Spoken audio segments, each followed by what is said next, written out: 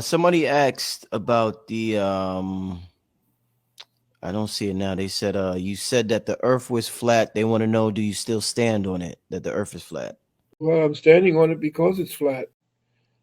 If it was round, we'd be spinning around and off into outer space if it was really spinning. I defy anyone to actually look at the horizon from 35,000 feet and look for the curve. The only way you see a curve is because they're actually taking pictures of the horizon with a fisheye lens. I did an entire, I don't know if you're, matter of fact, it was at your your New York appearance when you invited me in that Yeah. I showed the picture of the guy who did the highest drop from a, he went all the way up into from a platform, and they took a picture of um, the original horizon, which was completely flat, and then they showed you the bend, the one where they curved it from the fisheye, and I put it side by side to show you that this thing is nonsense. When you see the horizon curve and you see the oceans curved, that's ridiculous. It's nonsense, and people are actually buying that nonsense. And I defy you to go to Google and and Google in and say, uh, show a picture of the Earth from outer space, and you put that into Google and say the Earth, a picture of the Earth from outer space, and they will show you 10 to 12 to 13 different types of Earths, and they're all CGI. They're all created by computer, by NASA, and there's no legitimate picture of our Earth from outer space.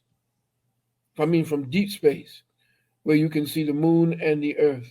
Everything you're seeing is Hollywood.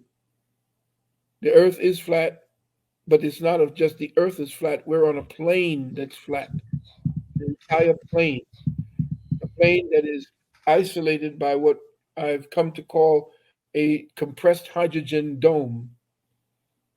Everything else is water. We are all water bearers. We are all water entities. Outer space, there's no such thing. What's beyond the dome are other domes because the only way that you can actually contain an atmosphere is in a dome. They tell you that your atmosphere that you're living in, oxygen and the ionosphere, the troposphere, what are all the different spheres? They tell you all these are different um, densities of gas. Isn't that what they teach you? Mhm. Then if the Earth is underneath all this gas and above the gas is a vacuum, what's keeping the vacuum from sucking all that gas back out into outer space? There is no outer space. Next question is, why do they demonize Lucifer? Well, simply because they don't want you to investigate Lucifer. When you demonize something, don't you automatically revile it? Preachers talking about Lucifer because of the story and the narrative that was created. They know what Lucifer really meant because the actual word, the foundation of the word is light. And they say it's the bringer of light. But what was Lucifer? Not who was Lucifer, what was Lucifer? What did they change from a what into a who? Remember, everything that you're seeing in the Bible, everything that you're dealing with when you're dealing with mystical beings and mystical creatures and messiahs, all of these are fabricated by the minds of men and women. So Lucifer essentially was at one point the bringer of the light, the bringer of the dawn, right? Well, if you were to understand how the bringer of the dawn is, you'll look up in the sky during a clear morning, especially in the summertime, and you will see a bright morning star right before the sun crests over the horizon. That's Lucifer. Lucifer is the bright morning star, right? Now, Jesus said that's who he was in Revelations, I believe 16 and 22. He said, I, Jesus, I've come to you in the churches or something to that nature. I am the something and something and the scion of David and the bright morning star. When I said that in Philadelphia, they almost ran me out on a rail.